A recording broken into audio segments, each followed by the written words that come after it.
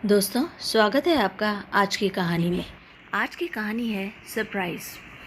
जी हाँ, कुरियर वाला घर के बाहर की टेबल पर शादी का कार्ड छोड़ गया था। मैं नहाकर निकली तो नाम देखकर मैं 2 मिनट के लिए सुन्न रह गई। अक्षय वेट्स आंचल। मेरी आंखों के सामने शीना का चेहरा आ गया। अभी कुछ महीनों पहले ही तो मिली थी उससे। पागलों की तरह तारीफ कर रही थी अक्षय की। कहती थी लड़कों में वह हीरा है और मैं प्लेटिनम। उसकी मेरे अलावा किसी और के साथ परफेक्ट सेटिंग नहीं हो सकती, और अगर हो गई तो उसकी चमक खो जाएगी। यह कहकर उसने एक बेपरवाह सी हंसी हंस दी थी। क्या हो गया उनके 6 साल के पुराने प्यार को? मन की गति भी कितनी तेज़ होती है। मुझे मेरा मन खींचकर कॉलेज के कॉरिडोर में ले गया, जहाँ मैं, अक्षय, शीना और नीलम चारों अक्सर होते थे।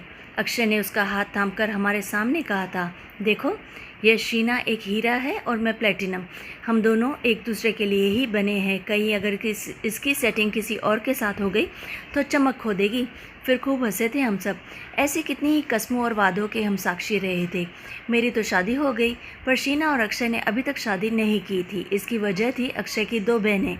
अक्षय चाहता था कि वह उसकी शादी के बाद ही खुद शादी करे। समय अपनी गति के साथ बदल रहा था और शायद उसके साथ उनके रिश्ते की तकदीर भी बदल चुकी थी। मुझे अक्षय की छोटी बहन की शादी अभी भी याद है। शीना बहू न होकर भी एक बहू के सारे फ़र्ज़ निभा रही थी। हम सब सहेलियां जब मेकअप में व्यस्त थीं तो शीना सभी गेस्ट को एंटरटेन कर रही थी। कई लोग उसे प्रश्न भरी नज़रों से भी देख रहे थे, पर उसे कहाँ इसकी परवाह थी। वो तो अक्षय की बावरी थी, कब की उसकी हो चुकी थी। अक्षय की माँ और उसका सारा परिवार शीना को बहुत चाहता था, इसलिए परिवार के विरोध का प्रश्न ही नहीं था। क्या उन कस्मों और उन वादों की उम्र? यह सब सोचकर मुझसे रहा नहीं गया। मैंने सोचा, आशंकाओं से भरे मन को आश्वस्त करने के लिए मेरे पास एक ही रास्ता है कि फ़ोन करने के बजाय मैं शीना से मिलूं। मैंने पुणे जाने का फ़ैसला कर लिया। संजय यानी अपने पति देव से कहा तो उन्होंने कहा, पुणे क्यों? मैंने सिर्फ इतना कहा, दोस्ती निभाने। एक दोस्त ही तो है जो बिना कुछ कंगाले दिलासा दे सकता है। सुबह की बस से मैं पुणे के लिए निकल गई। रास्ते में मुझे उनकी यादों ने वापस घेर लिया। वो हमेशा कहते थे, प्यार एक भावना है जो समय के साथ इतनी गहरी हो जाती है कि हम यह भी भूल जाते हैं कि हम 2 लोग हैं। हर चीज़ में यही लगता है कि हम दोनों ही शामिल हैं। दोनों का अस्तित्व जब एक दूसरे में खो जाता है तब उसे प्यार कहते हैं। जब अक्षय यह सब कुछ कह रहा था तो शीना प्यार से सिर हिलाकर उसे अपलक देख रही थी। ये सारे सवाल मेरे मन में कौंध रहे थे और शीना के घर का रास्ता भी बहुत लंबा लग रहा था। क्या बीत रही होगी उस बेचारी पर।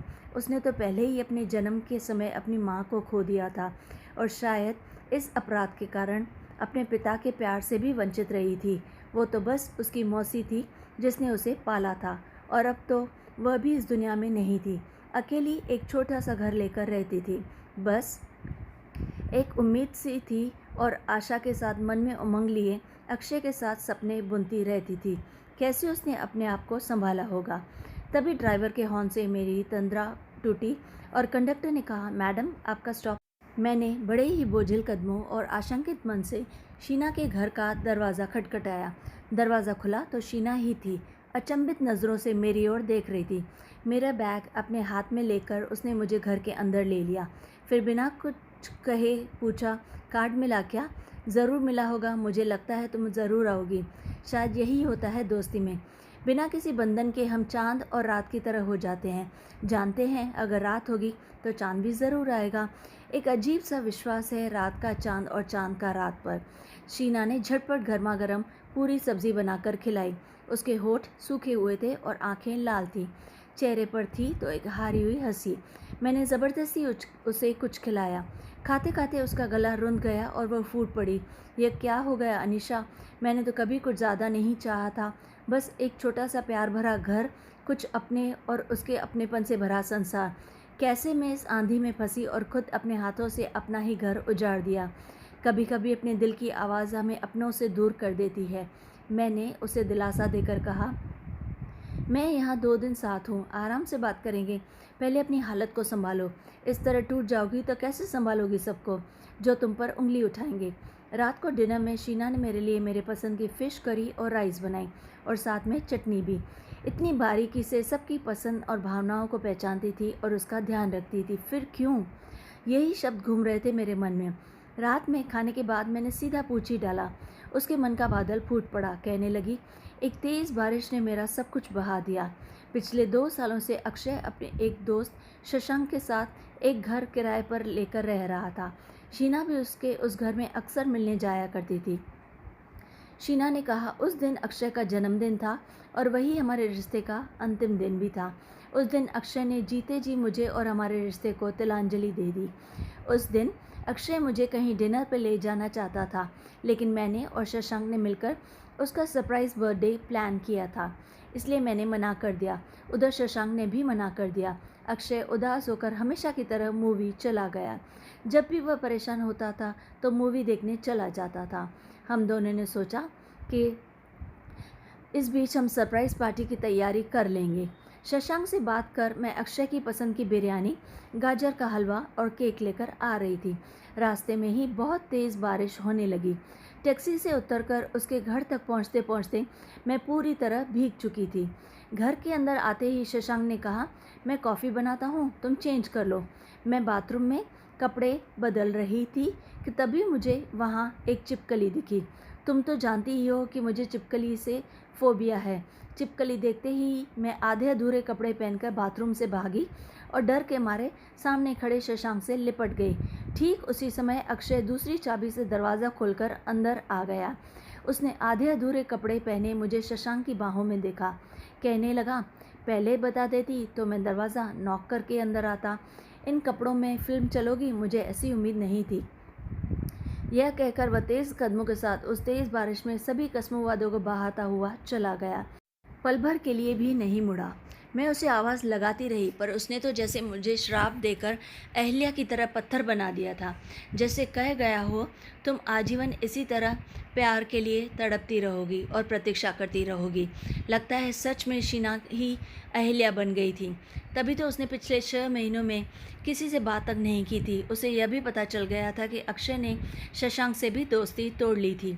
शायद कस्में और वादे अक्सर झूठे ही होते हैं और समय के एक अंतराल तक ही टिकते हैं। मैंने ज़ोर से शीना को गले लगा लिया और उसका कहा, चलो जो कुछ हुआ अच्छा ही हुआ। विश्वास की इतनी कच्ची डोर के साथ अगर तुम कुछ दूर चलती भी तो तुम्हें आज नहीं तो कल गिरना ही था।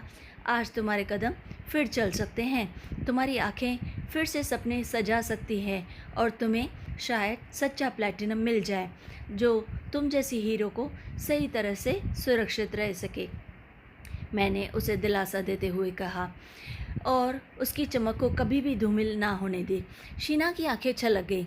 दिल की यही मजबूरी है, वह दिमाग से परे सोचता है। उसने कहा, खैर छोड़ो भी, मैं तुम्हारे नज़रिए से भी देखने की कोशिश करूँगी। फिर उसने हंसते हुए कहा, क्या पता कोई दूसरा अक्षय ढूंढ लूँ। उसके बाद मैं 4-5 दिन तक लगातार वहीं रही और उसके टूटे हुए दिल पर मरहम पट्टी लगाती रही। घाव ठीक हुए या नहीं यह तो नहीं पता, पर मुझे विश्वास है कि उसका दर्द ज़रूर कुछ कम हुआ होगा। मुंबई वापस लौटते समय मेरी आंखों के सामने शीना की वही उदास पत्थर सी आंखें घूम रही थी। उसकी हारी हुई हंसी एक बार फिर रामायण से की अहिल्या की याद दिला रही थी, जिसे बिना कोई अपराध किए कई वर्षों तक पत्थर का बनकर रहना पड़ा। उस मुलाकात के बाद मैं भी कुछ अपने परिवार में व्यस्त हो गई। 3 साल गुजर गए। इस बीच शीना से 2-3 बार फ़ोन पर बात हुई, पर उसकी दशा में कोई भी परिवर्तन नहीं दिखा। आज हमारा कॉलेज का रीयूनियन डे है और सभी दोस्त आपस में ज़रूर मिलेंगे। मैं जानती थी कि अक्षय इस रीयूनियन में ज़रूर आएगा, पर शीना के आने की आशा नहीं थी। अचानक वहाँ मैंने शीना को देखा। वह खूब हंस कर अक्षय से बातें कर रही थी। शीना चेहरे पर बिना कोई शिकायत लिए अक्षय से ऐसे मिल रही थी जैसे या तो पहले कभी उनका कोई रिश्ता था ही नहीं, या फिर इस बीच सब ने सब कुछ बुला दिया है। शायद मैंने ही उसे गलती से अहल्या समझ लिया था, जो अपनी मुक्ति के लिए युग युग तक अपने राम की प्रतीक्षा करती रहेगी। उसका वह रूप देखकर मुझे लगा कि वह तो आज ही अहल्या थी, जो पत्थर की मूर्ति नहीं बनी रह सकी। आज की लड़की जो ठिठक तो सकती है पर रुक बिल्कुल नहीं सकती, जो अपने जीवन में स्वयं प्राण डाल सकती है। फिर हम बहुत गर्मजोशी से मिले। उसने तपाक से अक्षय के सामने ही मुझे मिलाया, अपने अशोक से कहा, इससे मिलो। तुम कहती थी ना कि मुझे अपना प्लैटिनम ज़रूर मिलेगा। यही है मेरा प्लैटिनम, जो अपनी आत्मा की आवाज़ पर भरोसा करता है, न कि अपनी आँखों पर। दोस्तों, कैसी लगी आपको ये कहानी? अगर अच्छी लगे तो लाइक और शेयर ज़रूर कीजिए और चैनल को सब्सक्राइब भी कीजिए। Like, share, subscribe.